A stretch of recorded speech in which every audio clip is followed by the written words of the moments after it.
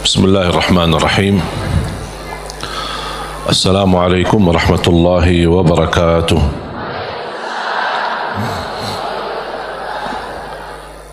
الحمد لله رب العالمين، وأشهد أن لا إله إلا الله وحده لا شريك له ولي الصالحين، وأشهد أن سيدنا ونبينا محمدا عبده ورسوله الصادق الأمين. اللهم صل وسلم وبارك على سيدنا محمد وعلى آله وصحبه ومن تبعهم بإحسان إلى يوم الدين. سبحانك لا علم لنا إلا ما علمتنا إنك أنت العليم الحكيم. الحمد لله وشكر الله.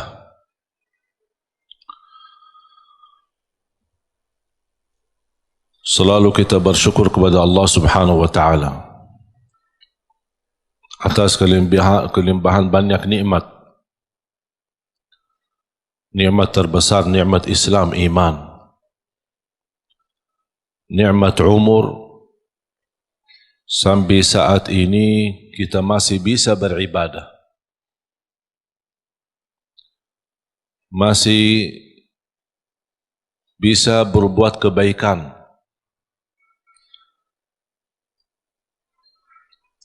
Dan ini murni karunia dan taufik dari Allah Subhanahu wa Ta'ala.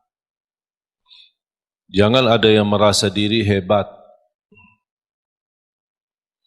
Aku lebih baik daripada yang lain. Aku bisa berbuat baik, orang lain tidak bisa. Itu bukan karena kehebatan kita atau kelebihan kita.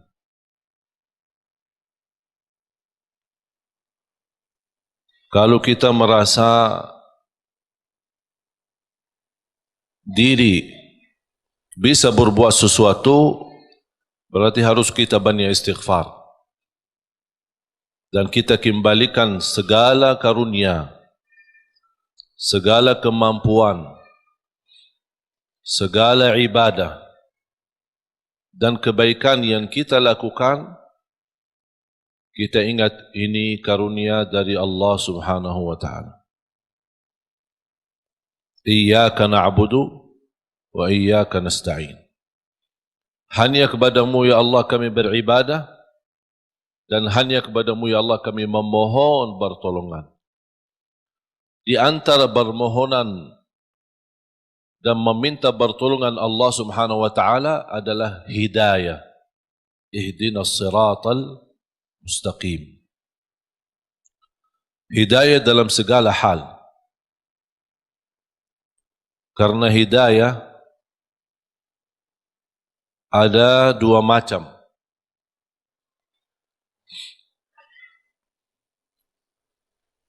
Hidayah dalalah atau irsyad. Hidayah irsyad atau dalalah. Maksudnya hidayah irsyad adalah ilmu yang kita belajari. Kita hadir di majlis seperti ini ingin mendapatkan hidayah. Hidayah irsyad adalah hidayah petunjuk. Hidayah memberitahu, menambah ilmu. Karena tambah ilmu, kita tidak bisa mendapatkan hidayah dari Allah Subhanahu wa Ta'ala. Semakin kita mengenal Allah lewat hidayah irsyad, semakin bertambah cinta kita kepada Allah Subhanahu wa Ta'ala. Dan hidayah irsyad itu tugas para nabi. Dan sesudah para nabi dan rasul, tugas para ulama. Membagikan hidayah irsyad, menyampaikan, memberitahu mana yang baik buat umat, mana yang tidak baik. Itu hidayah pertama. Termasuk anda sekalian, Bapak Ibu, menghadiri majlis tempat belajar ilmu. Selepas majlis anda kembali, anda membawa hidayah irsyad. bisa Anda menyampaikan kepada keluarga yang tidak sempat hadir. Dan alhamdulillah, dengan teknologi sekarang kita bisa berdakwah. Tidak harus kita memiliki ilmu yang banyak untuk berdakwah. Satu kebaikan yang kita belajari, sampaikan kepada yang lain. Kalau kita belum sempurna menamalkannya, barangkali yang kita sudah sampaikan, orang lain bisa menamalkan lebih baik daripada diri kita, kita mendapatkan pahala yang sempurna. Oleh karena itu, buat apa kita berdakwah menyampaikan? Dan saya meyakinkan, ketika saya menyampaikan sesuatu, bukan karena saya lebih baik daripada Bapak Ibu. Tapi saya berharap dari Allah, ya Allah, apa yang saya sampaikan, barangkali ada di antara jamaah yang bisa mengambil dan menjadi lebih baik daripada saya. Itulah yang saya ingin mendapatkan pahalanya. Oleh karena itu, ketika kita menyampaikan, jangan ada yang merasa diri, kok aku belum ustaz, aku belum berilmu, aku belum fantas, masih banyak kekurangan, dosa saya masih banyak. Ya, semua kita berdosa. Siapa yang tidak berdosa? Coba sebutin manusia yang tidak berdosa. Hanya Nabi dan Rasul yang Allah selamatkan dan lindungi mereka. Selain itu, semuanya berdosa. Sahabat Rasulullah SAW pernah berdosa, dan semua ulama berdosa. Tidak ada yang maksum dan bersih dari dosa. Dosa besar, dosa kecil, tidak ada yang suci. Tapi karunia bagi ulama, aulia, salihin, ketika mereka berdosa, mereka sendiri tanpa ditegur, tanpa diingatkan, mereka sendiri sadar. Karena terisi hati mereka sifat malu sama Allah Subhanahu wa ta'ala. Terlanjur jatuh dalam dosa, mereka segera bertaubat dan memohon ampun kepada Allah Subhanahu wa ta'ala. Oleh karena itu, jangan kita melihat sifat kita yang menjadi hal menghalangi kita menyampaikan kebaikan. Kalau ada orang yang menolak kita, biarkan aja.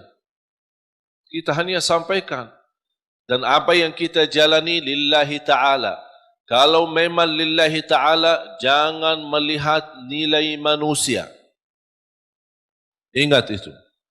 Apapun yang Anda lakukan lillahi ta'ala, jangan melihat apa kata manusia.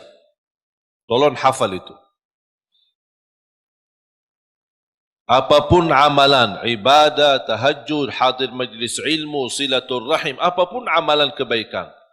Kalau betul-betul lillahi ta'ala, jangan melihat atau mencari atau menunggu apa kata manusia. Karena manusia tidak semua bisa sama. Ada yang mengucapkan baik, ada yang mengucapkan, sombong itu orang. Dia merasa diri hebat. Macam-macam. Membuat tersinggung perasaan. Kemarin ada yang kirim Instagram, dia bertanya, kenapa saya setiap berbuat kebaikan dinilai sama orang lain buruk? Ini riya, ini apa, ini apa. Saya bertanya, kamu kerjakan ini lillahi ta'ala bukan? Dia bilang, ya karena Allah. Ya udah, tidak usah lihat apa kata manusia. Biarkan saja. Kalau Anda berduli apa kata manusia, berarti itu bukan lillahi ta'ala. Dan itu yang disebutkan kata ikhlas. Dan jangan harap manusia puas. Jangan harap manusia ridha. Kita berdakwah, tidak semua orang suka dengan dakwah kita. Ada yang suka, ada yang tidak suka. Apapun alasannya, biarpun tanpa alasan, dalam hati tidak suka. Masa saya memaksa-maksa dia harus suka? Atau saya berdebat, kenapa kamu tidak suka dengan dakwah saya? Apapun alasannya, terserah. Itu pilihan dia. Kenapa aku yang pusing? Kalau dia milih suka atau tidak suka. Makanya yang kita harus menjadi target buat kita adalah semata-mata apa yang kita kerjakan lillahi ta'ala. Sungguh kalau kita fokus seperti ini, insya-Allah tenang hati kita. Apa yang diucapkan oleh orang kita tidak berdulikan. Mau dia tetangga, mau dia sahabat, mau dia kerabat, tidak usah diberdulikan. Bahkan apa yang diucapkan oleh manusia, apalagi yang membuat perasaan kita tersinggung, jadikan teguran buat kita. Barangkali saya belum sempurna, barangkali saya belum baik, barangkali ada yang kurang, udah menjadi pelajaran buat kita. Saya punya doa. Saya suka ketika mendengar berita ada orang koreksi saya atau menurani atau menyebutkan kata-kata yang kurang baik. Berhati-hatilah sama Syekh Ali Jabir atau apalah gitu. Begitu saya mendengar berita, saya suka mengucapkan satu doa. Ya Allah, kalau perkataan dia benar terhadap saya, ampunilah saya. Kalau perkataan dia tidak benar, ampunilah dia. Udah selesai. Karena orang yang mengucapkan sesuatu pasti salah satu, benar atau salah. Kalau ternyata yang dia ucapkan fitnah, hanya ingin menjatuhkan nama baik, hanya ingin merusak nama baik, hanya ingin membuat fitnah, berarti saya mohon Allah ampuni dia. Semoga dia diampuni Allah. Tapi kalau apa yang dia ucapkan, oh ternyata benar, walaupun seberapa persen, oh benar, bagi saya ini menjadi pelajaran supaya saya lebih berhati-hati, lebih tambah ilmu, lebih mendalami agama, kemudian dan juga memohon ampun kepada Allah Subhanahu wa taala. Karena kita tidak maksum. Faham jamaah sekalian? Jadi tenang hatinya. Dengan ucapan orang yang jauh-jauh, malah kita yang pusing. Yang jauh biarkan jauh. Dan kita harus mengetahui irda'un nasi ghayatul la tudrak. Mencari ridha manusia itu sesuatu yang susah didapatkan. Susah. Tapi kita hidup di tengah manusia, bersabarlah menghadapi segala urusan, menghadapi segala tantangan. Man ardallah bisakhatin nas, ardallah radhiyallahu anhu wa arda anhu nas. Barang siapa yang mencari ridha Allah, walaupun manusia tidak suka, Allah akan ridha terhadapnya dan Allah jadikan manusia ridha. Wa man ardan nas bisakhatillah, sakhitallahu an wa askhata anhu nas. Atau askhata alaihi nas. Dan barang siapa yang mengharapkan ridha manusia dengan kemurkaan Allah, ada orang yang na'udzubillah, dia lebih berduli manusia daripada Allah. Yang penting manusia suka, yang penting orangnya senang. Kalau Allah, dia tidak berduli. Apa yang akan terjadi, kata Rasulullah SAW, akan Allah murka terhadap dia dan Allah akan jadikan manusia tidak akan ridha terhadapnya. Berarti kuncinya di siapa? Di tangan Allah. Kembali kepada Allah Subhanahu wa taala. Makanya jemaah sekalian, ada satu ibadah bagi saya pribadi seindah ibadah. Indah ibadah, nikmat. Bahkan Rasulullah SAW sebutkan senjata bagi orang mukmin ibadah tersebut. Senjata. doa. Seindah ibadah bagi saya adalah doa. Bahkan orang yang tidak selalu berkenan berdoa kepada Allah, orang itu sombong. Sebagaimana Allah sebutkan di dalam surat Ghafir, surah 40 ayat 60. A'udzu billahi minasy syaithanir rajim. وقال ربكم ادعوني أستجب لكم إن الذين يستكبرون عن عبادتي سيدخلون جهنم داخرين صدق الله العظيم. وقال ربكم ادعوني أستجب لكم. Allah memerintahkan kalian untuk berdoa kepadaku, kata Allah, aku akan ijabah. Berarti kalau kita doa, berarti itu kan perintah. Ud'uni, perintah. Allah mengajak kita, memerintahkan kita berdoa. Dan Allah juga menjanjikan, astajib lakum, aku akan ijabah. Saya mengambil kesimpulan dari ayat ini, dan ada ayat yang lain. Saya suka berdoa seperti ini. Ya Allah, aku berdoa memohon kepadamu sesuai perintahmu. Sesuai perintahmu. Karena yang memerintahkan kita doa siapa? Allah. Ya Allah, aku berdoa memohon kepadamu atas perintahmu. Ya Allah, aku mohon diijabah sesuai janjianmu. Bisa enggak hafal doa ini? Nah, ini doa saya ini. Bisa?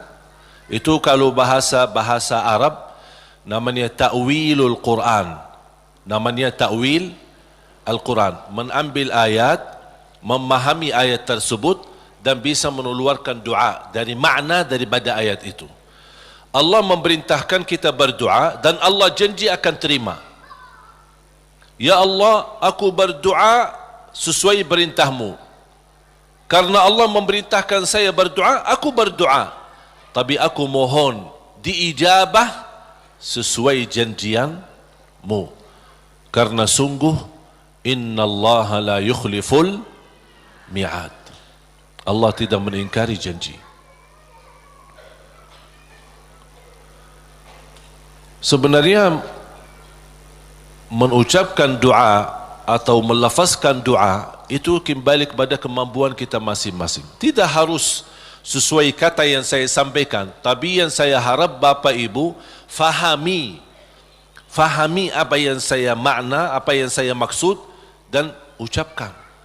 Bisa Anda membuat ucapan sendiri yang bisa menjadi tanda hubungan Anda sama Allah Subhanahu wa taala. Karena doa adalah hubungan hamba sama Allah.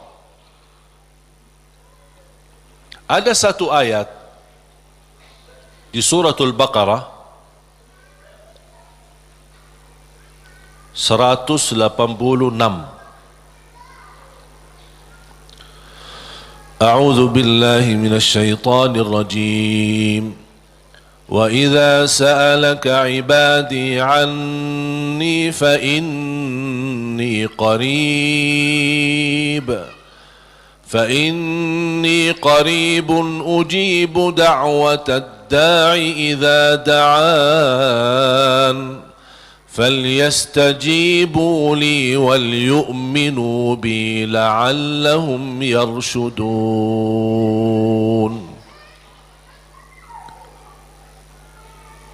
Ada sekelompok orang datang kepada Rasul. Ini sebab nuzul ayat ini. Arabbuna qaribun fanunajih am ba'idun fanunadih. Mereka bertanya sama Rasulullah SAW, ya Rasulullah, apakah Allah dekat? Cukup kami bermunajat, fanunaji, atau Allah jauh, perlu munadat. Munadat dalam bahasa Arab panggilan bagi orang yang jauh. Munadat. Kalau munajat, orang yang dekat.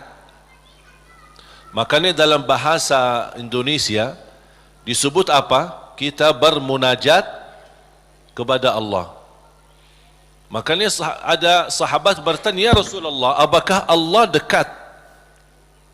Cukup kami munajat, artinya tidak perlu kerasin suara, tidak perlu teriak-teriak, karena Allah sudah dekat. Munajat namanya kalau bahasa Arab. Makanya ketika saya mendapatkan kata munajat dalam bahasa Indonesia, ini sebenarnya dari bahasa Arab. Munajat bahasa Indonesia sama munajat dalam bahasa Arab. Tapi punya makna. Kalau yang selama ini Bapak Ibu yang fahami barangkali daripada munajat, doa kan? Ada arti yang lain selain doa? Tapi kalau dalam bahasa Arab munajat, doa kepada Allah yang sangat dekat. Itulah artinya. Munajat, berdoa kepada Allah yang sangat dekat. Makanya disebut kata munajat. Beda sama munadat. Terakhir T. Munadat. Munadat itu adalah panggilan bagi orang yang jauh. Misal kalau ada orang jauh, bilang apa? Fulan, saya di sini. Kan dia jauh, biar dia perhatikan kita. Itu kalau dalam bahasa Arab nada. Nada panggil orang yang jauh supaya dia bisa mendengar kita. Sahabat bertanya, Rasul, apakah Allah dekat?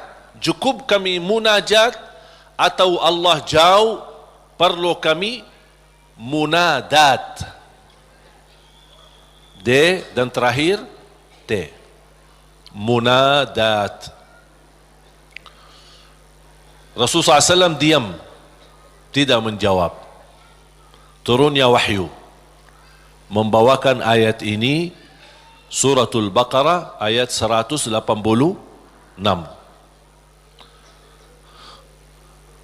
Kata Allah Subhanahu wa taala kepada Nabi Muhammad, kalau ada yang bertanya apakah aku dekat, wa idza sa'alaka ibadi anni, atau jauh, jawablah, fa inni qarib, aku sangat dekat. Fa inni qarib ujibu da'watad da'i idza da'an. Menijabah doa orang yang berdoa. Ini jaminan.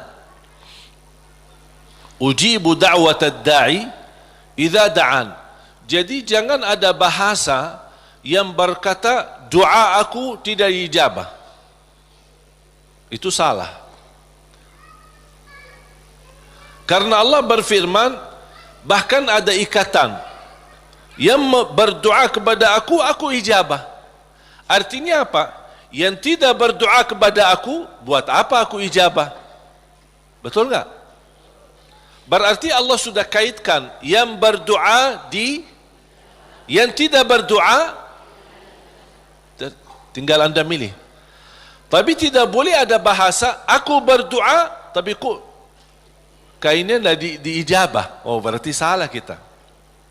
Tidak sesuai kalamullah, tidak sesuai ayat Al-Quran, bahkan tidak sesuai janji Allah, sebagaimana kita baca tadi di surat Ghafir, surah 40 ayat 60. Jadi jamaah sekalian, ketika berdoa yakini Doa itu bukan terpilih untuk seorang tertentu. Boleh minta doa sama orang salih, guru kita, ulama, kiai, habaib, boleh.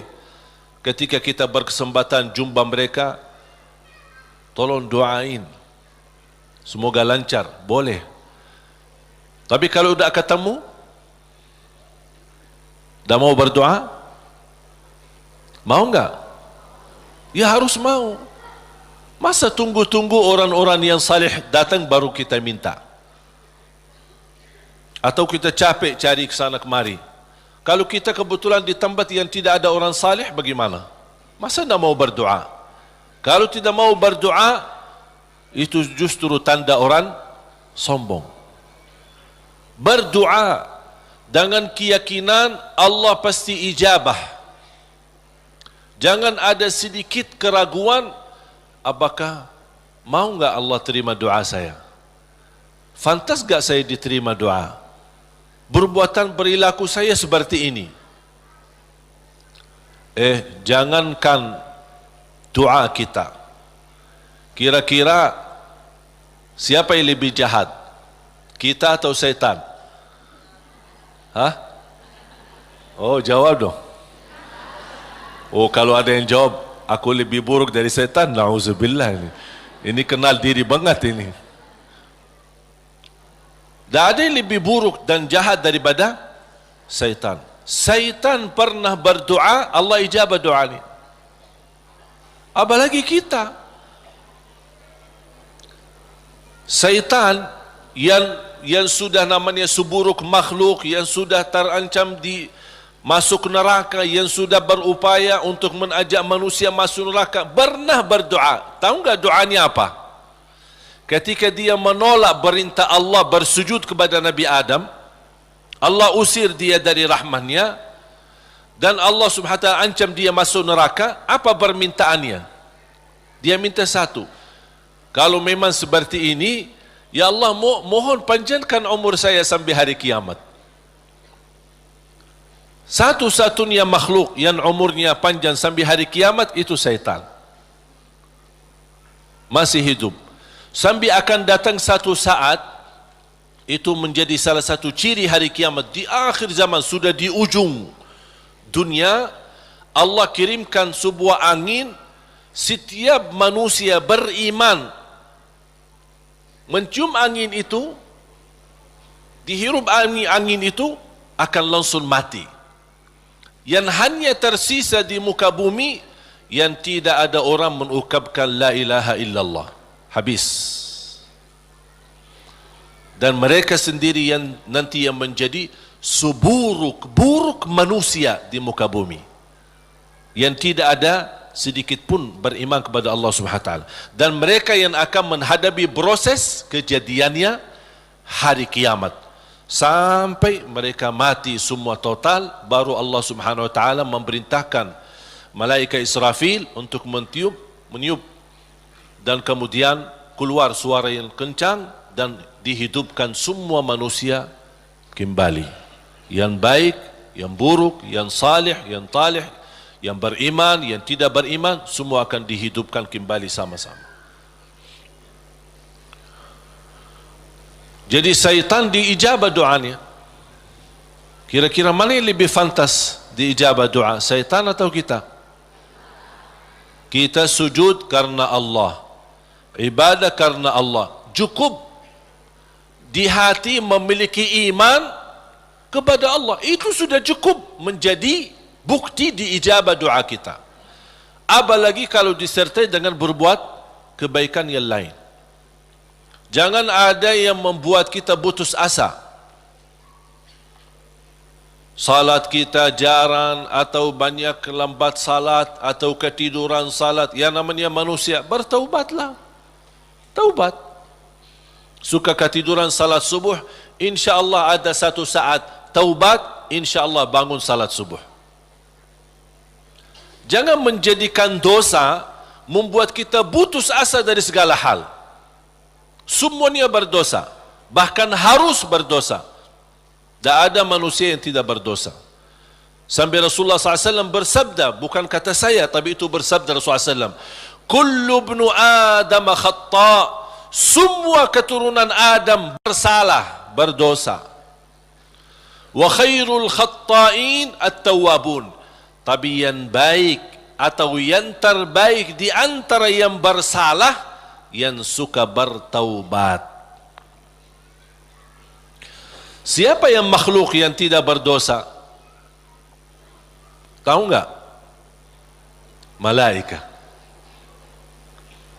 Malaika satu-satunya makhluk yang tidak boleh berdosa.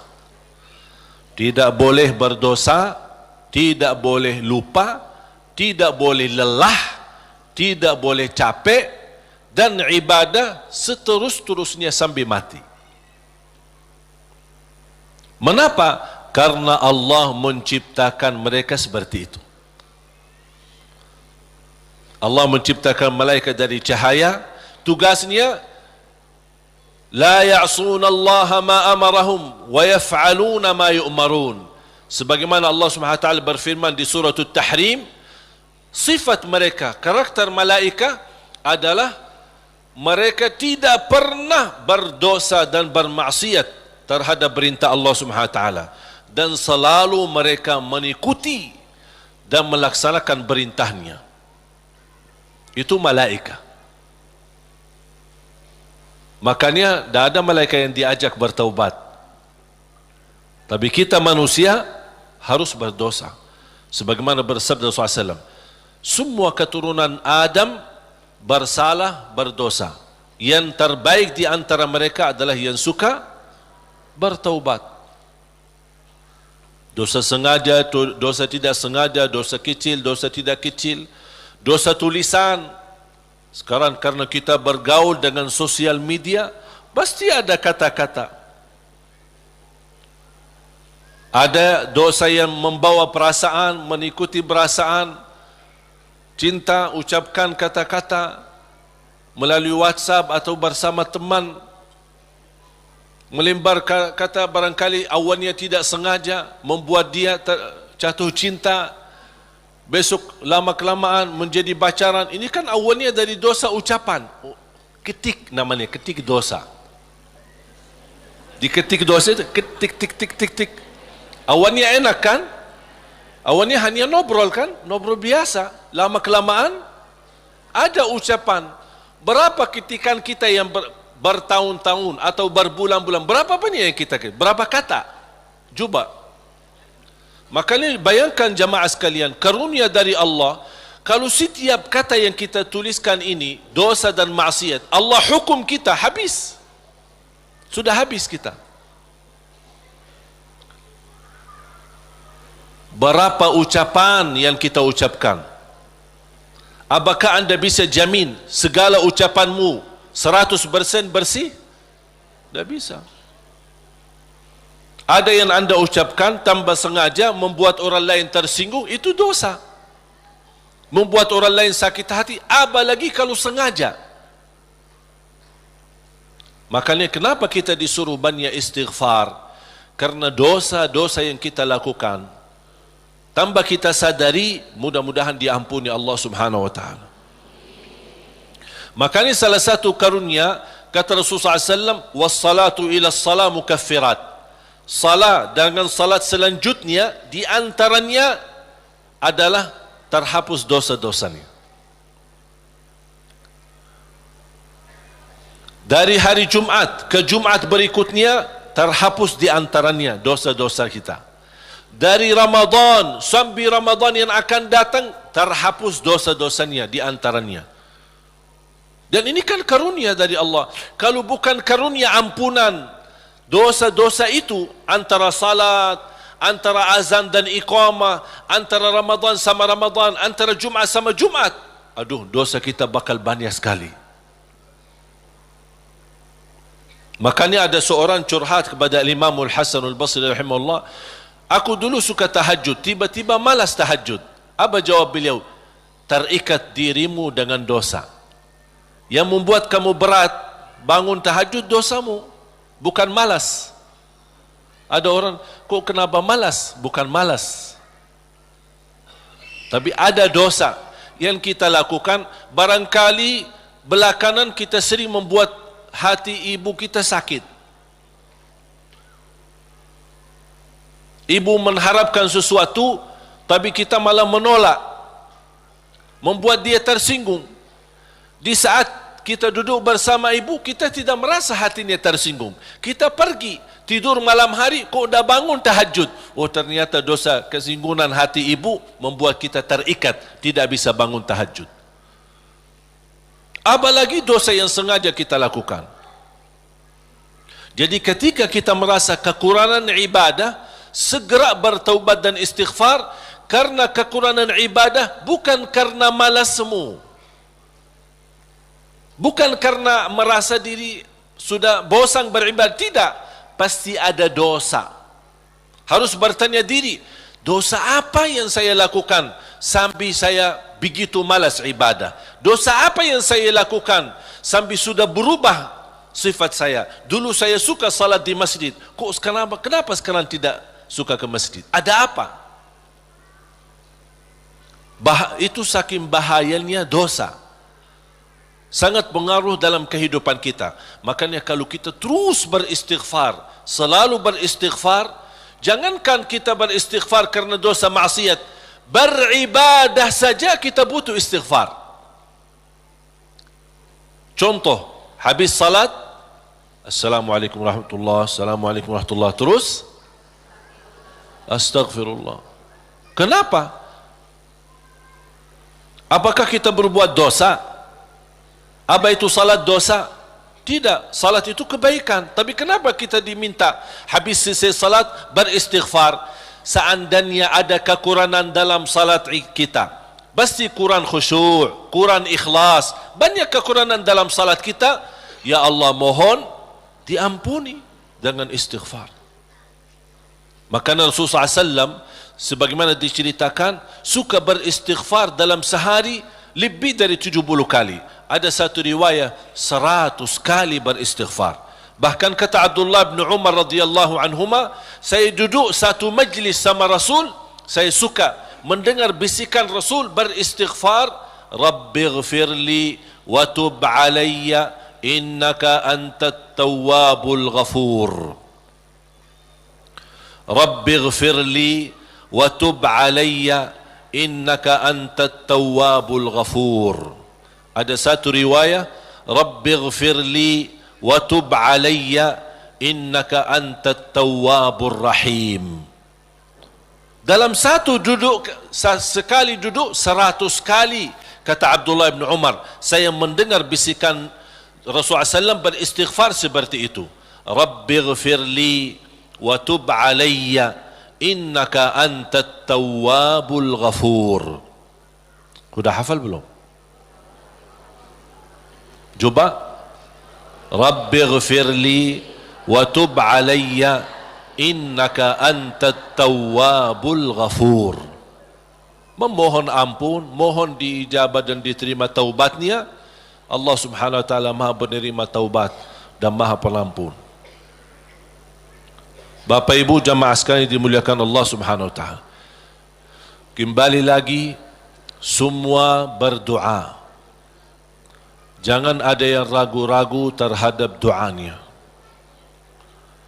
Dan ingat, doa kita pasti diijabah walaupun proses melalui 3 hal.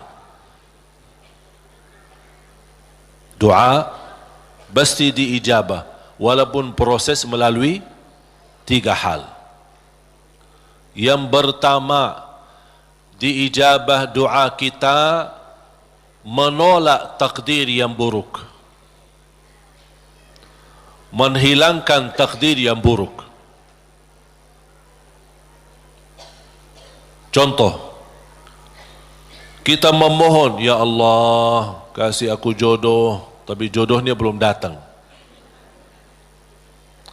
Ternyata dalam takdir, karena kita sering berdoa meminta sesuatu, Allah sudah ijabah, tapi Allah memilih daripada memberi jodoh, ada yang lebih daripada itu. Apa?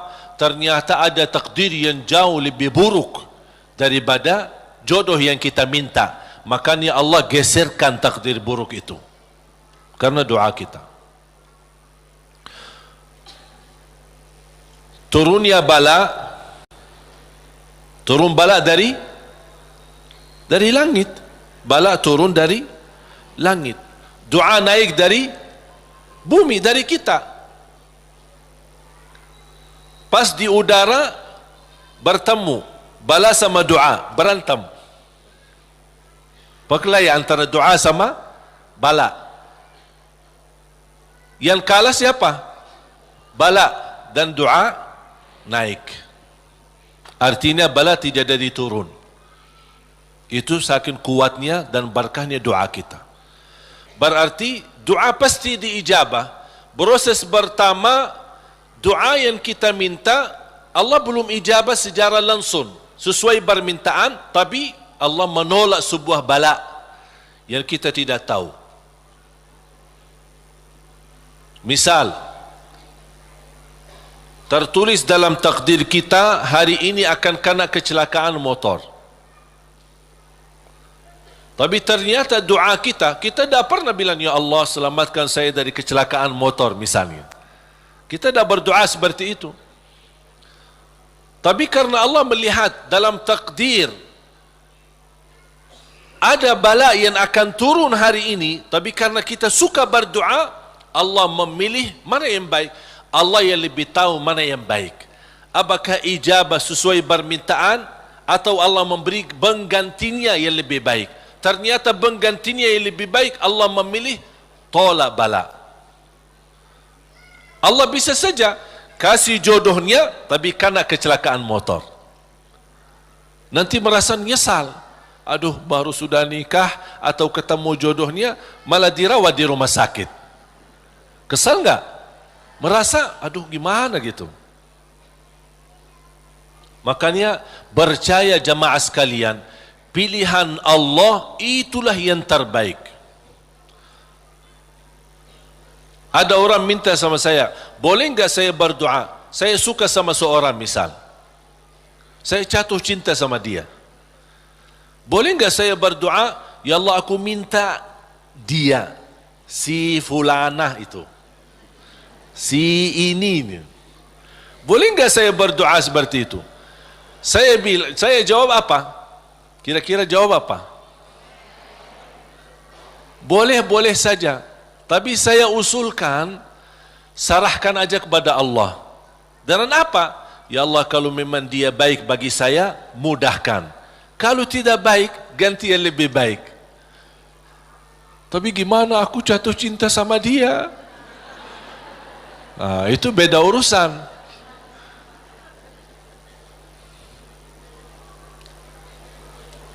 Nanti ada satu cerita, insya Allah indah, bisa menambah wawasan buat kita.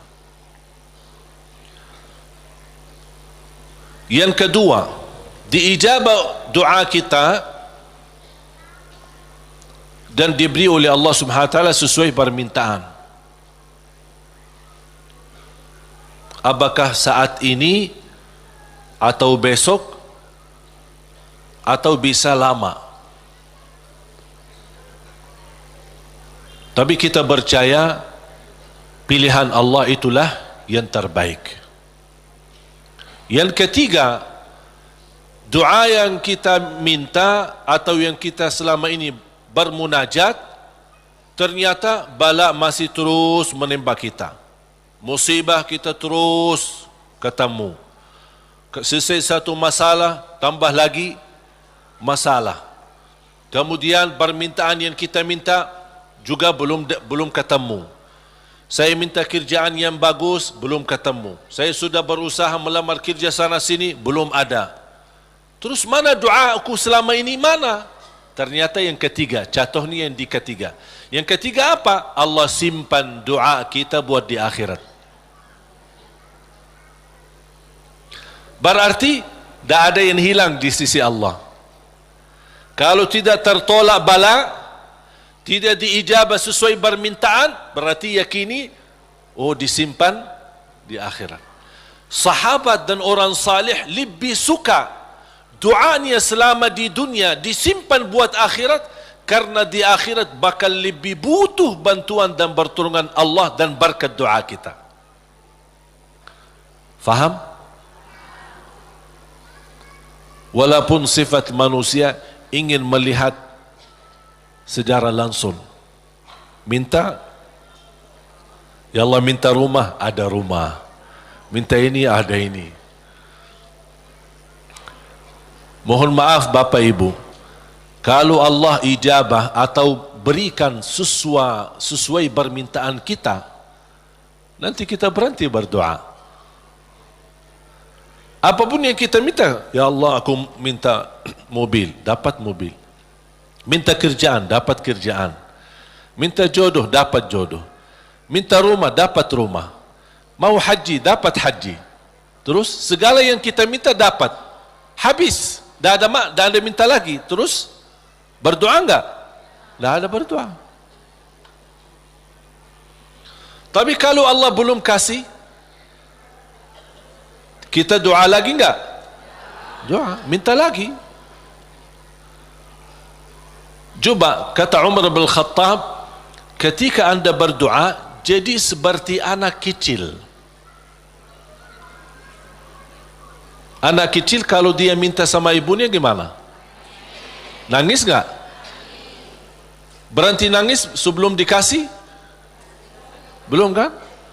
Dia nangis sampai begitu dikasih gimana? Berhenti enggak nangisnya? Anda harus seperti itu. Doa, nangis. Ya Allah belum kasih, aku nangis lagi dong. Belum dikasih, nangis lagi. Sampai Allah berkenan kasih. Dan ini sebenarnya bukan tujuannya Allah kasih atau tidak. Tapi ingat, titisan air mata ini yang menangis karena Allah akan selamatkanmu dari siksa neraka Jahannam. Rasulullah SAW bersabda, وَعَيْنٌ بَكَتْ مِنْ خَشْيَةِ اللَّهِ حَرَّمَهَا اللَّهُ عَلَى النَّارِ لَا تَمَسَّهَا النَّارِ. Barang siapa yang menangis karena Allah, akan Allah haramkan jasadnya disentuh oleh neraka Jahannam. Berarti kita tidak rugi. Tidak ada rugi. Biarpun tidak diijabah, ternyata titisan air mata berharga. Bisa menjaminkan kita selamat dari siksa neraka Jahannam. Mau apa lagi? Nangisnya berharga. Doanya pasti diijabah. Dan cukup dari doa, kita sudah membuat ibadah atau membawa sebuah ibadah yang dicintai Allah. Karena Allah suka bisikan hamba. Apalagi kalau lama tidak berdoa, Allah merindukan suara doanya kita. Apalagi doa yang tulus dan ikhlas. Makanya kadang-kadang kalau kita tidak diberi doa atau tidak beri permintaan atau tidak beri permohonan kita, terus kita berdoa terus sampai diuji, sampai di macam-macam, sampai kita merasa sudah tertekan, tidak kuat. Kira-kira bisikan doa kita seperti apa nanti? Dalam keadaan doa, dalam keadaan susah atau senang? Menurut saya doa dalam keadaan susah jauh lebih murni daripada doa dalam keadaan senang. Kalau dalam keadaan senang artinya ya biasa-biasa aja, dapat atau tidak dapat. Tapi coba kalau lagi stres, lagi pusing, lagi galau, gimana bisikan doa? Ya Allah, udah nangis duluan. Kata Allah, lama sekali. Makanya itu subhanallah, saya mengambil kesimpulan dari doa. Justru doa tanda Allah merindukan suara doa kita. Oleh karena itu jamaah sekalian, jangan berhenti berdoa. Terus berdoa. Nabi Yunus alaihi salam ketika tertahan di dalam perutnya ikan berlama-lama di bawah laut, dia tidak pernah berhenti dengan mengucapkan la ilaha illa anta subhanaka inni kuntu minadh zalimin. Kata Imam Ibnul Qayyim rahimahullah, barang siapa yang membaca doa ini dengan sepenuh keyakinan, pasti diijabah oleh Allah hajatnya. Karena Allah habis doa ini, apa kata Allah? Fastajabna lah, kami terima dan menijabah doanya. La ilaha illa anta subhanaka inni kuntu minadh zalimin. Oleh kerana itu kembali lagi, doa kita diijabah atau tidak? Saya bertanya, doa kita diijabah atau tidak? Diijabah. Yakin?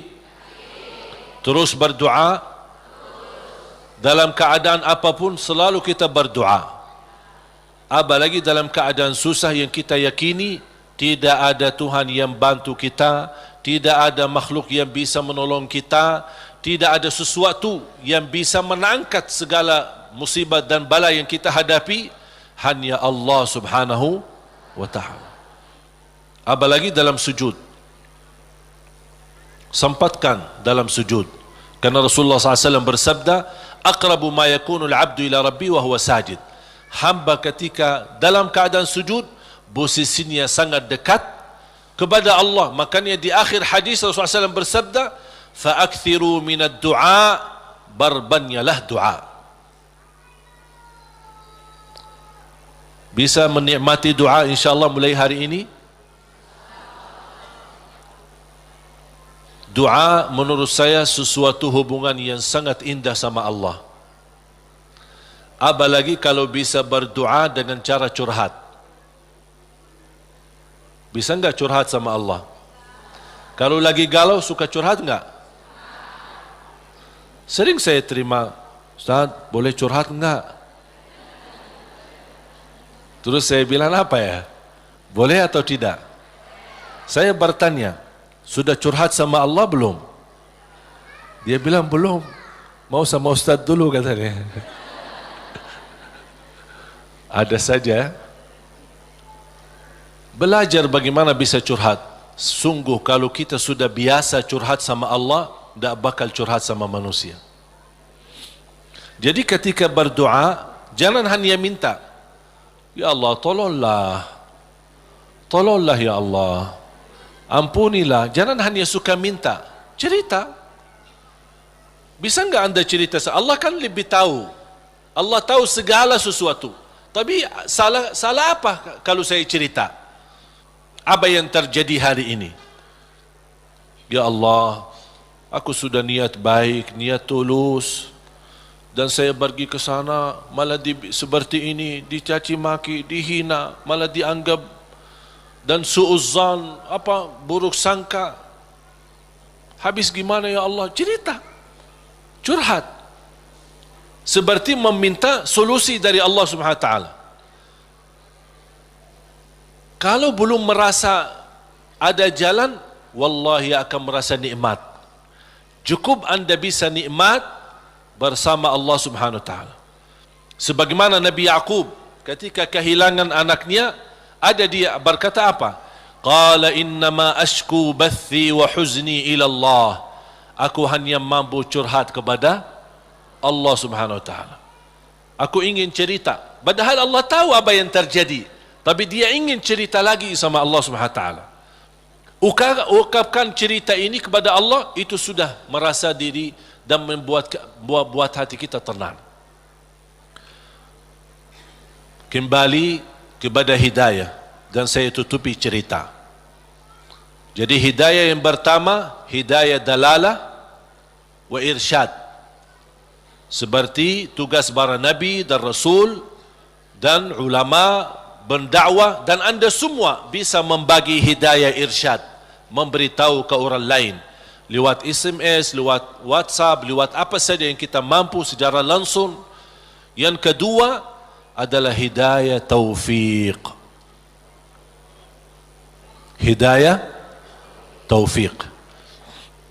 Habis kita dapat hidayah irsyad, habis kita sudah tahu, habis kita belajar, angkat tanganmu.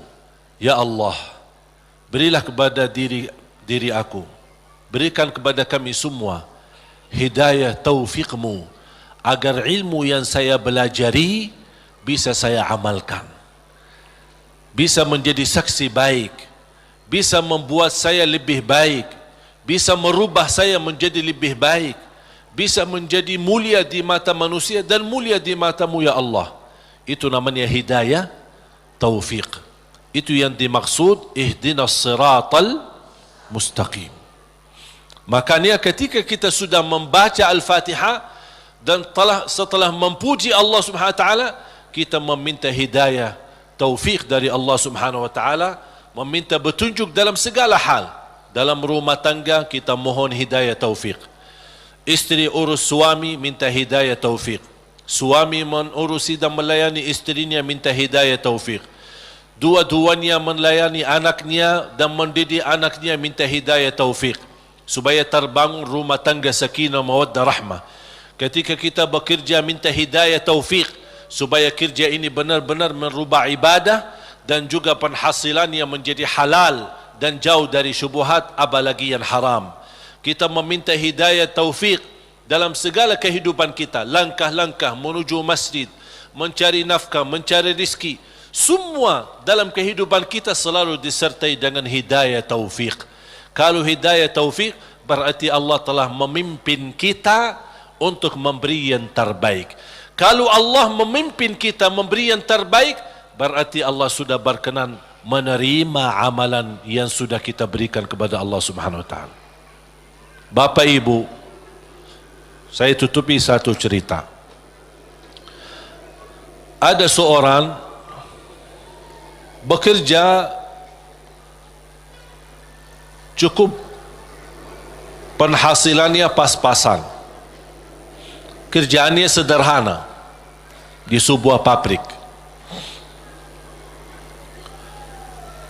Dia jatuh cinta sama seorang wanita, tapi dia merasa diri belum memiliki kemampuan untuk bisa melamar dia. Dia hanya berdoa kepada Allah Subhanahu wa taala bagaimana supaya bisa mendapatkan kerjaan yang lebih baik, kerjaan yang lebih besar, supaya penghasilannya banyak dan bisa membawa dia atau menikahi dia. Sudah berdoa, sudah memohon berlama-lama, tapi dia tidak sabar untuk menanti-nanti bertemu dengan jodohnya. Dan dia tidak menyerahkan kepada pilihan Allah mana yang terbaik.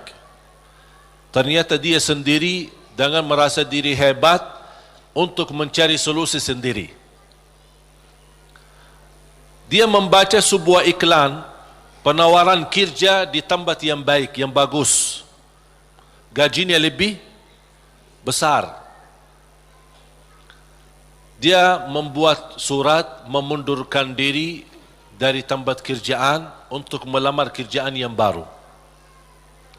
Dan semua perjuangan ini ujung-ujungnya harapannya untuk bertemu dengan jodohnya supaya jangan sampai kehilangan yang dia cintai. Dalam perusahaan itu ketika dia memundurkan diri, kata pemilik perusahaan, karena orangnya luar biasa, kerja rapi, tertib, bagus. Kenapa kamu mundurkan diri? Saya dapat kerjaan di tempat lain yang lebih bagus. Sambil ditawarkan kenaikan gaji, walaupun tidak sebanyak perusahaan baru, tapi tetap dia mengambil keputusan mundurkan diri. Dia mundurkan diri dengan harapan mudah-mudahan diterima di tempat kerjaan yang baru. Dalam perjalanan lewati lampu merah, di lampu merah berikutnya ada melanggar lampu merahnya dan menabrak mobilnya karena kecelakaan. Akibat kecelakaan itu lumpuh kakinya, masuk ke rumah sakit. Dari hasil kecelakaan ini dia kehilangan kerja yang lama, kehilangan kerja yang yang baru. Hilang dua-duanya. Berharap selama dia di rumah sakit, barangkali si perempuan yang selama ini dia cintai bisa datang. Ternyata berhari-hari tidak pernah datang. Di SMS tidak dibalas, di telepon tidak diangkat. Tapi dia tidak pernah putus asa karena masih cinta sama dia. Habis dia berupaya dan bekerja keras dari rumah sakit, akhirnya datang yang menjadi harapan dia, calon istrinya. Melihat keadaannya sudah tidak ada kaki, dalam keadaan tidak bisa bergerak, tidak bisa berbuat apa-apa. Datang melihat keadaannya, si calon istrinya ikut sedih, tapi tidak berbanyak bicara. Kemudian dia meninggalkan rumah sakitnya dan dia SMS kepada si laki, mohon maaf, barangkali kita bukan jodoh. Soalnya ada seorang yang datang ke rumah bapa melamar saya. Bertambah sakit. Sakit kaki ditambah sakit hati. Yang menabrak dia ketika kecelakaan ternyata seorang perempuan cantik dan dari keluarga yang kaya. Dan subhanallah, karena si perempuan ini merasa diri bersalah, selama di rumah sakit si perempuan ini terus melayani dengan ikhlas dan tulus. Tapi si laki ini masih hatinya ke si perempuan itu. Sampai alhamdulillah selesai dirawat di rumah sakit, dipindahkan ke rumahnya. Pas sampai ke rumahnya, masih si perempuan cantik itu suka datang ke rumahnya melayani. Dan ada ibunya juga, ibu si laki itu. Lama kelamaan sudah mulai terbawa hati dan perasaan. Tapi dia merasa malu. Wanita ini cantik, dari keluarga yang kaya, aku orang susah, dulunya aku bekerja aja pas-pasan, apalagi sekarang tidak ada kerja. Dalam keadaan kalau saya bicara sama dia, kira-kira mau enggak sama aku? Dia masih belum meyakinkan. Dia hanya menyerahkan kepada Allah Subhanahu wa taala. Ketika satu saat pagi hari, dia sudah merasa setiap pagi menunggu si perempuan datang, karena dia suka rutin, ikhlas, tulus untuk datang melayani. Di pagi hari menunggu datang si perempuan, seperti biasa bikinin teh, terus datang, siapin sarapan, walaupun ibunya ada. Tapi dia sudah merasa diri bersalah, ingin membalas, ingin berbuat sesuatu. Dan langsung perempuan berkata, aku ingin sampaikan sesuatu, boleh? Kata si laki, saya juga ingin menyampaikan sesuatu. Tapi tak apa-apa, kamu duluan. Langsung si perempuan dengan keberanian, dia berkata, mau enggak berkenan saya jadi istrimu? Sama dengan harapan dia. Dia langsung kaget. Seperti perasaan yang sama, keinginan yang sama, hati yang sama. Tapi langsung kata beliau, apa yang saya bisa berikan? Saya orang biasa, orang miskin, dalam keadaan begini, tidak bisa bekerja. Langsung perempuan ini, jangan fikirkan soal kerjaan. Ayah saya seorang pemilik perusahaan besar. Saya bisa mendapatkan kerjaan di tempat ayah saya. Langsung kata dia, bagaimana aku bisa bekerja dalam keadaan begini? Kerjaan kamu mudah di kantor, tidak perlu di lapangan. Jadi dapat kerjaan yang jauh lebih enak, gaji lebih besar, dengan istri yang lebih cantik. Gimana si wanita itu, si perempuan itu yang melamar dia sudah nikah, ternyata hasil nikahnya tidak bertahan lama, cerai. Kenapa cerai? Karena tidak bisa punya keturunan. Sedangkan si laki yang kena kecelakaan, dia ingin nikahi perempuan itu karena ingin mendapatkan keturunan, karena dia suka sama anak-anak. Allah tahu kesukaan dia tidak akan dapat dengan perempuan ini, makanya Allah memilih dia dapat perempuan yang jauh lebih cantik, lebih kaya, bahkan terjamin mendapatkan keturunan. Walaupun kecelakaan. Walaupun kecelakaan. Bisa enggak faham dari cerita ini? Pilihan Allah itulah yang terbaik. Walaupun karena kecelakaan. Artinya apa? Orang kecelakaan atau tidak kecelakaan, yakini pilihan Allah itulah yang terbaik. Makanya saya usulkan, kalau anda berdoa meminta sesuatu, disertai doamu dengan kata, ya Allah, kalau memang ini yang baik, mudahkan. Kalau ya Allah melihat ada yang lebih baik, berilah yang terbaik. Soal lamar kerja, soal jodoh, soal belajar, siswa di sini atau di luar, dimanapun, apapun langkah yang anda ingin ambil keputusan, minta sama Allah, ya Allah, kalau memang keputusan saya ini itulah yang terbaik, mudahkan. Kalau tidak baik, ya Allah, pilihlah yang, tunjukkanlah kepada saya yang lebih baik. Percaya, Allah tidak ingin membuat kita susah, makanya jangan kita membuat diri susah. Allah akan memberi yang terbaik walaupun prosesnya lewat ujian.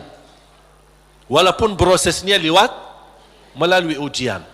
Karena bisa jadi melalui ujian anda bisa menjadi jauh lebih mulia dan jauh lebih terkabul hajat sesuai pilihan Allah Subhanahu wa taala. Saya tidak milih datang ke Indonesia. Bahkan tidak pernah berdoa, ya Allah bawa saya ke Indonesia. Dan tidak pernah menjadi cita-cita saya untuk ke Indonesia. Tapi saya yakini apa yang Allah pilihkan buat saya nikmati, saya juga memberi yang terbaik karena Allah Subhanahu wa taala. Makanya di mana Allah tempatkanmu, di mana Allah posisikanmu, berilah yang terbaik lillahi taala, menjadi pertama tanda syukur kita atas posisi kita. Dan mudah-mudahan itulah yang menjadi pilihan Allah. Kalau itu yang menjadi pilihan Allah, berarti percayalah itulah yang terbaik. Faham? Mohon maaf Bapak Ibu, cerita yang saya ceritakan jangan cari dalam Quran ya. Nggak ada ya. Ini buatan saya ini. Saya buat cerita hanya ingin memberikan gambaran. Dari kesimpulan ayat dan hadis, memang ternyata pilihan Allah yang terbaik. Walaupun proses lewat ujian. Mungkin pernah dulu saya menceritakan cerita gigitan anjing. Ingat gak? Masih ingat gak? Lupa ya? Hah? Mau gak cerita? Boleh satu? Hah? Boleh gak? Ada seorang berdoa, ya Allah, aku mohon jodoh yang salihah, yang cantik, yang kaya. Itu doanya. Minta yang salihah, cantik, kaya lagi. Karena dia orang miskin. Dapat miskin ya tambah susah lagi. Tak ada doa yang lain. Tak pernah berdoa, ya Allah ampunilah saya, ya Allah rahmatilah. Itu aja doanya. Bismillahirrahmanirrahim. Ya Allah jodoh yang baik, yang salihah, yang cantik, yang kaya. Dapat sedikit rezeki, pergi haji. Selama dia tawaf, ya Allah jodoh yang salihah, yang cantik, yang kaya. Safa Marwah, ya Allah, jodoh yang salihah, yang cantik, yang kaya. Itu aja doanya. Fokusnya luar biasa. Pas pulang kembali ke tanah air dalam keadaan sedang memimpikan dan membayangkan bagaimana ketemu jodohnya. Pas di kampung malam hari dia melewati jalan dikejar anjing. Dan anjing sifatnya kalau kita lari dikejar sampai digigit kakinya. Datang ambulan dibawa ke rumah sakit. Pas dalam perjalanan dia merasa nyesal. Ya Allah, selama ini minta jodoh yang salihah, yang cantik, yang kaya. Masa dikirimkan anjing? Merasa tidak terima gitu. Jadi aku selama ini minta ini kok dikirimin anjing. Artinya ujian. Dia tidak mau, merasa diri tidak terima. Pas sampai ke rumah sakit, dirawat sama seorang dokter yang salihah, yang cantik, yang kaya, jadi jodohnya.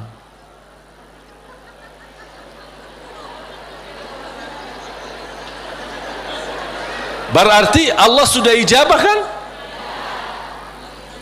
Tapi kata Allah, soalnya dia selama ini kan sehat, tidak pernah sakit. Allah kirimkan anjing gigit dia supaya sakit, dan ketemu jodohnya di rumah sakit. Alhamdulillah. Ya insyaAllah mudah-mudahan digigit.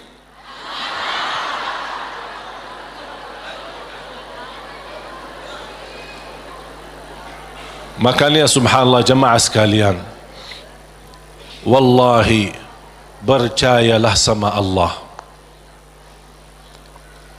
Percayalah sama Allah. Termasuk apa yang terjadi di Palestina, percayalah sama Allah. Allah tidak suka umat Islam ditindas. Allah tidak suka umat Islam dalam keadaan dihina, diusir, dibunuh. Kezaliman yang terjadi di Rohingya, di Palestina dan di mana-mana terhadap umat Islam, Allah tidak suka itu. Cuman pasti ada sesuatu yang Allah ingin tunjukkan, yang menjadi pilihan. Barangkali melalui ujian ini Allah ingin mewujudkan manusia yang kuat menghadapi segala tantangan. Dan juga salah satu hikmah, Allah ingin menunjukkan kepada dunia bagaimana kekuatan kebersamaan umat Islam. Dan alhamdulillah, menurut saya apa yang terjadi dari hasil diumumkan Al-Quds menjadi ibu kota Israel, justru memang nampaknya ujian, tapi bagi saya nikmat, karena dari situ umat Islam mulai bersatu. Tidak pernah tergerak semua dunia, jangankan yang muslim, non-muslim pun tergerak. Semuanya turun di lapangan untuk menunjukkan ke mata dunia, kami menolak proses ini. Dan inilah salah satu hikmah yang Allah ingin tunjukkan kepada manusia dan kepada musuh Islam, bagaimana kebersamaan kita, kepedulian kita. Walaupun kita memang tidak bisa membantu banyak untuk saudara kita Palestina, tapi upaya kita, sedekah kita, infak kita, doa kita dan rasa kepedulian kita mudah-mudahan menjadi tanda saksi baik. Ya Allah, itulah yang kami bisa berikan. Kami tidak bisa merubahkan keputusan, tapi kami bisa menunjukkan perasaan dan bisa menunjukkan yang baik dalam doa dan kekuatan kita, karena kekuatan kita adalah kebersamaan. Kalau kita bersatu, baru musuh Islam mulai memfikirkan jangan bermain-main lagi terhadap umat Islam. Makanya mari kita sama-sama menjaga kebersamaan kita. Tinggalkan perbedaan. Jangan kita membuat perbedaan menjadi perpecahan. Jadi perbedaan di antara kita adalah kekayaan ilmu yang bisa kita sama-sama menghormati dan sama-sama menjaga. Bukan sama-sama menjatuhkan dan sama-sama menjelekkan. Mari kita sama menjaga kebersamaan kita. Rapatkan saf kita untuk menunjukkan bukan kepada manusia, tapi kepada Allah Subhanahu wa taala rasa kepedulian, rasa cinta bersama sesama muslim, sesama manusia yang sedang dihina, sedang ditindas, sedang dizalimi di saudara kita di negeri Palestina. Mari kita sama-sama dan kita menghebohkan dan mengajak semua untuk mengikuti aksi bela Palestina yang insyaAllah hari Ahad besok tanggal 17. Yang merasa diri tidak mau ikut, itu terserah, itu pilihanmu dan itu keputusanmu. Tapi jangan membuat orang lain yang ingin mengikuti aksi bela Palestina, anda mengungkapkan kata-kata yang bisa menghilangkan perasaan semangat bagi mereka. Kalau tidak bisa ikut, terserah. Kalau tidak bisa bicara yang baik, lebih baik diam. Setuju? Makanya jemaah sekalian, saya baru saja kemarin datang dari sana dan alhamdulillah dapat karunia yang tidak terduga. Ketika saya bertemu Imam Masjidul Aqsa di sana dan habis makan siang hari Jumat, habis Jumat diajak beliau ke rumahnya, kemudian duduk lama ngobrol, kemudian salat asar bersama, kembali lagi ke rumahnya sambil menyambut tamu-tamu yang datang dari Turki, dari Inggris, dari Prancis, dari mana-mana. Subhanallah, banyak tamu yang datang dan masing-masing membawa sumbangan untuk saudara kita dan untuk Masjidul Aqsa. Pas maghrib beliau juga ajak ke masjid dan tanpa memberitahu, habis selesai iqamat beliau dorong saya untuk ke mihrab dan menjadi imam di Masjid Qubbatus Sakhra di tempat mi'rajnya Nabi Muhammad sallallahu alaihi wasallam. Saya jujur saja tidak bisa terbayang bagaimana karunia dari Allah Subhanahu wa taala bisa menjadi imam umat Islam di tanah suci Palestina, di area Masjidul Aqsa dan Qubbatus Sakhra. Makanya subhanallah, apa yang saya nikmati dan alami di sana luar biasa. Memang saudara kita berjuangannya bukan main. Saya melihat anak-anak kecil, bahkan warga Palestina, Masya Allah luar biasa. Dari jam 3 sudah mereka berdiri di depan pintu-pintu Masjidul Aqsa, yang sebelum masuk ke area masjid kan ada halaman besar kayu bagar, dan bagar itu ada pintu-pintu. Memang sayang sekali pintu-pintu yang di bagar itu dikuasai oleh orang Yahudi Israel, dan senjata, di bawah mereka senjata menjaga. Dan kita menunggu dari jam 3 sampai jam 4 baru dibuka pintu, baru kita bisa masuk untuk salat tahajud. Subhanallah, bisa saya melihat orang-orang Palestina. Kalau saya hanya sebagai berkunjung ke sana 2 hari, 3 hari, paling lama 1 minggu, kemudian kembali lagi. Saya bayangkan orang-orang tua-tua, pemuda-pemuda, wanita yang warga sana, yang memang tinggal dekat sana setiap hari bertahun-tahun, yang sudah proses melalui lebih dari 70 tahun dalam keadaan seperti ini. Tapi subhanallah, mereka masih sabar, tidak ada yang mundur, tapi masih terus bisa datang duluan dari jam 3 dengan harapan dibuka pintu. Walaupun mereka tahu dibuka pintu sebelum subuh 1 jam, tidak boleh lebih sebelumnya. Tapi subhanallah, tetap mereka dengan segala harapan sama Allah Subhanahu wa taala. Inilah yang menurut saya melihat perjuangan ini membuat saya semangat. Saya hanya 1 hari 2 hari aja sudah merasa kesal sama orang Yahudi yang menjaga. Bagaimana mereka yang 60 tahun? Bagaimana kesabaran dan perjuangan mereka? Makanya jamaah sekalian, Allah punya hikmah. Apa yang terjadi di negeri Palestina, Allah ingin mewujudkan generasi-generasi yang insya-Allah kuat imannya, kuat menghadapi tantangannya, dan inilah mereka yang akan diwujudkan oleh Allah, yang akan mampu membebaskan dan memerdekakan insya-Allah negara Palestina. Sebagaimana Indonesia berhasil merdeka, kita insya-Allah juga mendoakan insya-Allah ada satu saat kita semua bergembira dengan kemerdekaan negeri Palestina dan kemerdekaan Masjidul Aqsa, dan yakini itu yang akan terjadi. Ini bukan kata saya, tapi kata Rasulullah SAW. Sebagaimana Masjidul Aqsa diambil oleh mereka, akan Masjidul Aqsa kembali di tangan umat Islam. Walaupun memang prosesnya cukup lama, dan kita berharap sama Allah tanpa kita putus asa, kapan tiba saatnya Allah akan memberi yang terbaik untuk umat Islam. Amin ya Rabbal Alamin. Mari kita sama-sama berdoa. Dan jangan lupa ketika ada kesempatan untuk kita membantu saudara kita lewat aksi hari Minggu besok, aksi bela Palestina, lewat doa kita, lewat sedekah kita, dan insya-Allah mudah-mudahan di bulan Januari saya berusaha bisa kembali ke sana, mudah-mudahan bisa berjalan lancar. Doakan, mudah-mudahan insya-Allah apa yang kita harapkan untuk saudara kita mudah-mudahan dikabul oleh Allah Subhanahu wa taala. Bismillahirrahmanirrahim. Alhamdulillahirabbil alamin. Ya Rabbi lakal hamdu kama yanbaghi li jalali wajhikal karim wa li 'azimi sultanik. Allahumma salli ala Muhammad wa ala ali Muhammad. Ya Allah ya arhamar rahimin.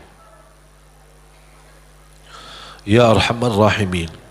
Ya arhamar rahimin. Rahmatilah kami semua ya Rabbal Alamin. Kami hamba yang lemah, yang masih banyak dosa dan maksiat, banyak kesalahan terhadap diri kami, kesalahan terhadap orang tua kami, kesalahan terhadap saudara kami.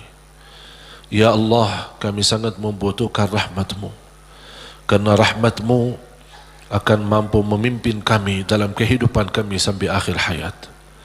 Rahmatilah kami semua, hidupkanlah kami dalam keadaan iman, wafatkanlah kami dalam keadaan Islam. Jadikan kami bersama hamba-hamba-Mu yang salih-salihah.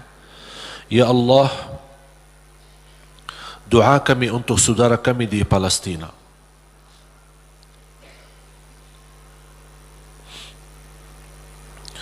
Betapa berat ujian yang dihadapi oleh mereka. Masjidul Aqsa, tempatnya Isra dan Mi'raj Nabi Muhammad sallallahu alaihi wasallam, sedang menghadapi ujian. Ya Allah, dengan kepedulian kami terhadap saudara kami di Palestina, mudah-mudahan momen ini menjadi salah satu sebab menyatukan umat Islam ya Rabbal Alamin. Sebagaimana kami mampu merapatkan saf kami di dalam masjid, kuatkanlah kami ya Allah agar mampu merapatkan saf-saf kami di luar masjid. Birahmatika ya arhamar rahimin. Tolonglah saudara kami, lindunilah Masjidul Aqsa dan Qubbatus Sakhra. Lindunilah ya Allah tempat tanah suci ya Rabbal Alamin dari segala keburukan, dari segala bala. Ya arhamar rahimin. Ya Allah, ampunilah dosa kami, kesalahan kami, tutupi aib-aib kami, maafkan kekurangan kami. Aku mohon ya Allah untuk semua yang hadir, selepas majlis ini masing-masing pulang sudah diampuni segala dosanya.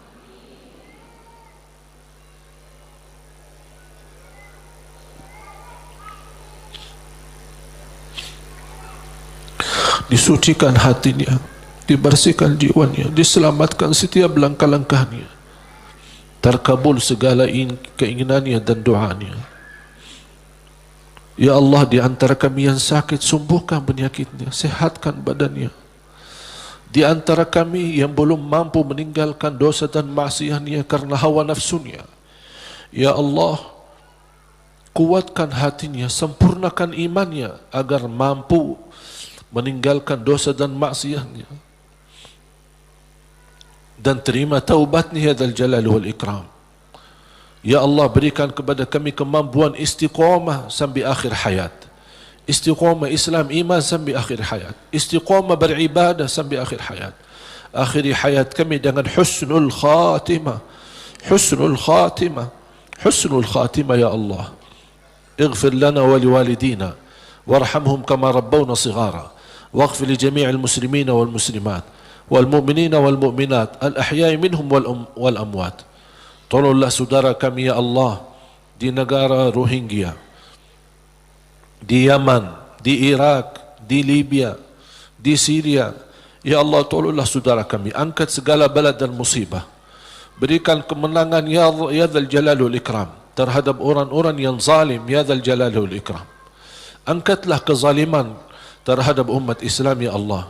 Jauhkanlah kami dari segala macam kezaliman ya Rabbal Alamin. Lindungilah kami ya Allah dari segala keburukan, dari segala bahaya ya Arhamar Rahimin. Rabbana taqabbal minna innaka antas sami'ul alim wa tub alaina innaka antat tawwabur rahim. Ya Allah, atas izinmu kami sama-sama berkumpul di masjid ini. Ya Allah, berilah kepada kami kemuliaan, sama-sama jumpa kembali di dalam surgamu ya Allah.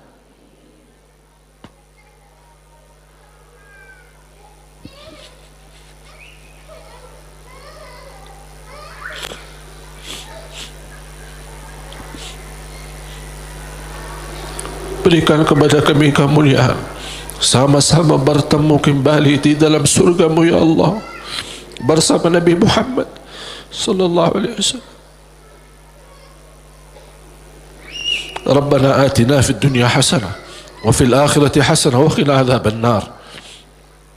Wa sallallahu ala sayyidina nabiyina Muhammad wa ala alihi wa sahbihi wa baraka wa sallam. Subhana rabbika rabbil izzati amma yasifun wa salamun ala al mursalin. والحمد لله رب العالمين.